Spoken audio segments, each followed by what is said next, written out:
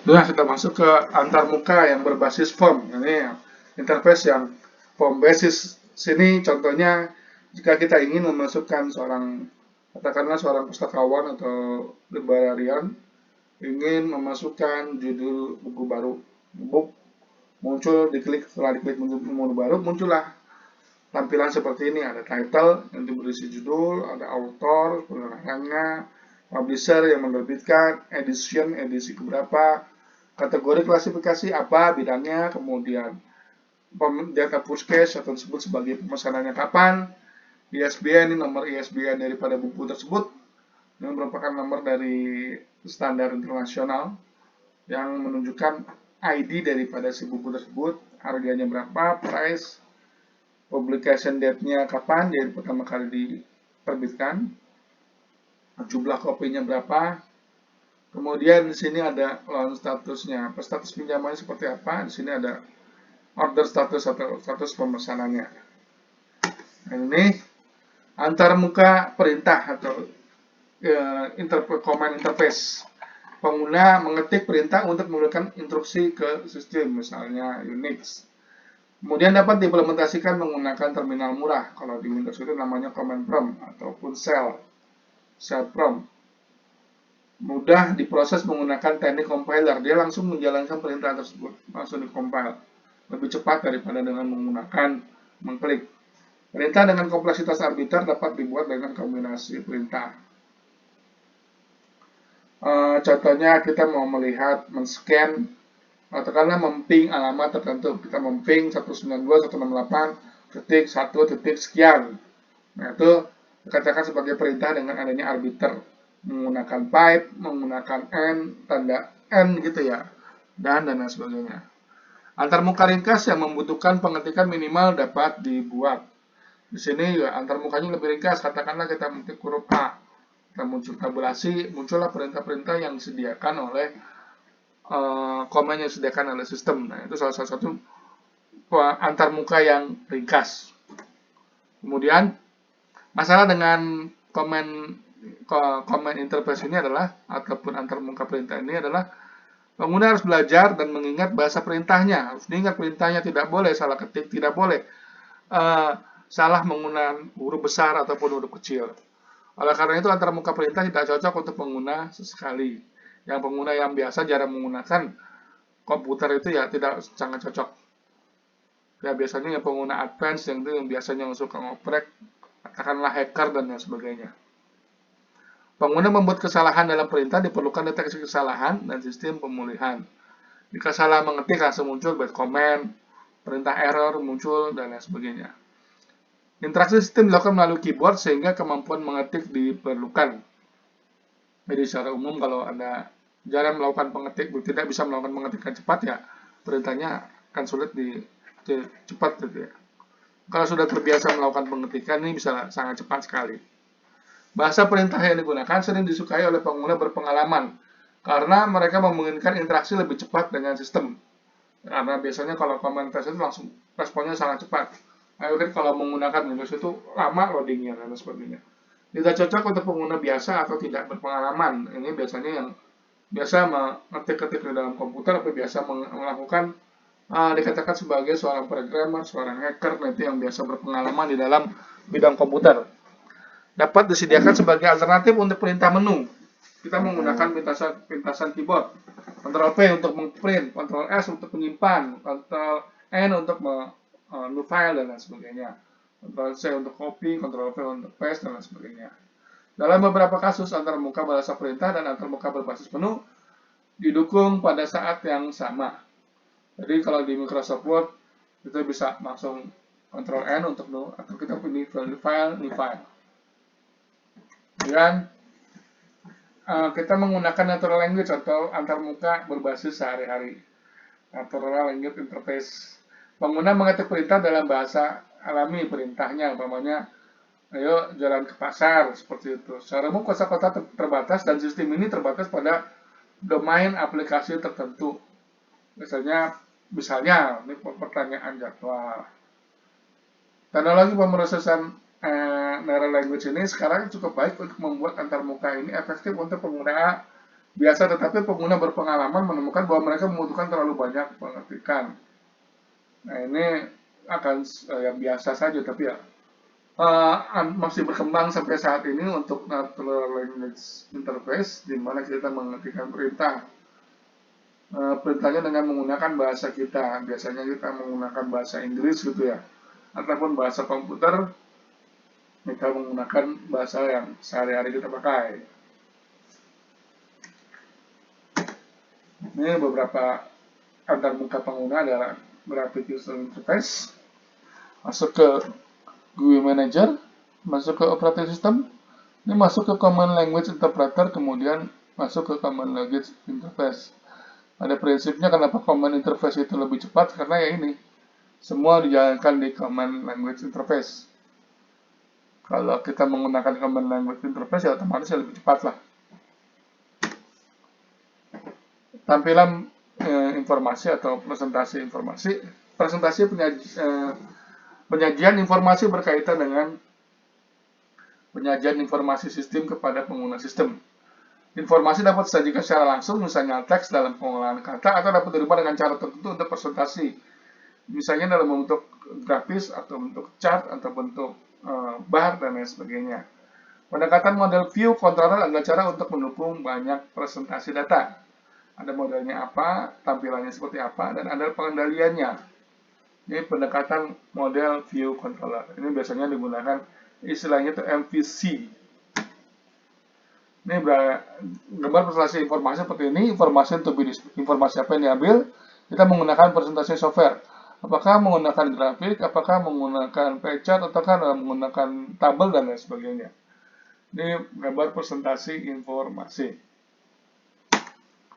Kemudian ada MVC atau model view controller, ada model state, ada view state, ada control state.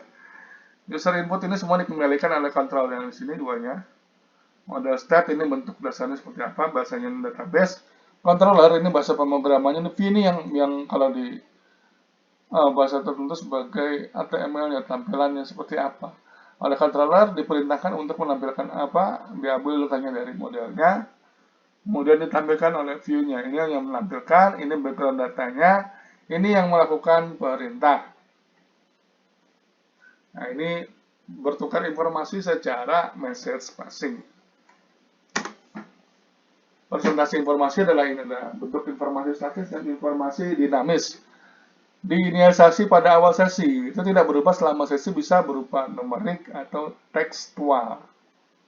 Angkanya itu dalam bentuk angka ataupun dalam bentuk konteks kata-kata. Informasi dinamis, perubahan selama sesi dan perubahan harus dikomunikasikan kepada pengguna sistem, bisa berupa numerik atau tekstual. Informasi dinamik contohnya pergerakan saham JBIJ itu selalu dinamis, berubah-berubah sesuai dengan tren pasar, ataupun pergerakan dolar juga selalu berubah-ubah. Faktor tampilan informasi adalah apakah pengguna tertarik pada informasi atau hubungan data yang tepat. Pertama, seberapa cepat nilai-nilai informasi berubah. Kemudian, haruskah perubahan segera ditunjukkan.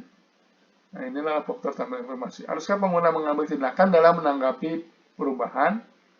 Ini harus kita tentukan informasi apa yang harus disajikan yang bisa membuat pengguna itu tertarik. Kemudian hasilnya itu berapa cepat sih ditampilkan, kemudian berapa lama itu informasinya selalu berubah. Tentu saja data suhu lingkungan itu sedikit lebih lambat ketika perubahannya. Tapi kalau data dari informasi mengenai berapa jumlah traffic ataupun lalu lintas di suatu daerah, itu tentu saja berubah-ubah setiap waktu. Haruskah pengguna mengambil tindakan dalam menanggapi perubahan? Ya, kadang-kadang ini menjadi faktor tertentu. Katakanlah kalau sekarang suhunya 15, dia harus menggunakan jaket. Kalau 25, ya harus menggunakan kaos casual biasa. Dan lain sebagainya. Apakah ada antarmuka manipulasi langsung? Apakah ada interface yang bisa memanipulasi langsung entah datanya dalam bentuk sensor ataupun dalam bentuk diketik secara manual? Apakah informasinya tekstual atau numerik? Apakah nilai relatif itu penting?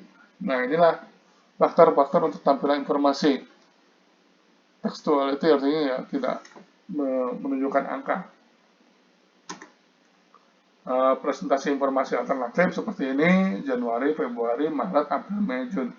Ini diasumsikanlah penjualan dari bulan Januari, Februari, Maret, April, Mei, Juni. Nah, ini tampilan informasi. Atau ada lagi yang istilahnya presentasi analog dan digital. Presentasi digital ringkas, membutuhkan ruang layar kecil, nilai yang tepat dapat dikomunikasikan eksak gitu ya.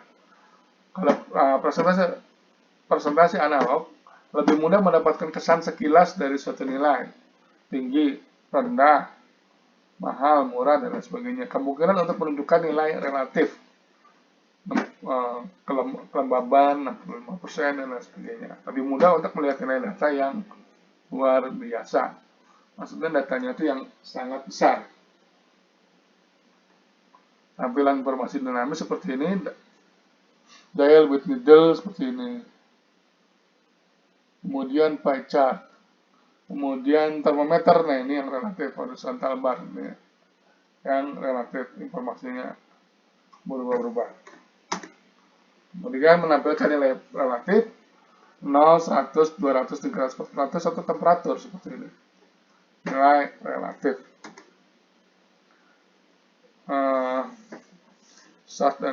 Tekstual di dalam ini contohnya seperti ini. The file name you have chosen has been used. Please choose another name. Ini terjadi kesalahan. Kita mencoba menu untuk ini ya. User interface design. Oke atau cancel dan sebagainya. Ini untuk ketika melakukan pengetikan itu nama filenya sama dengan nama file tertentu, makanya harus diubah. Visualisasi data atau penggambaran data.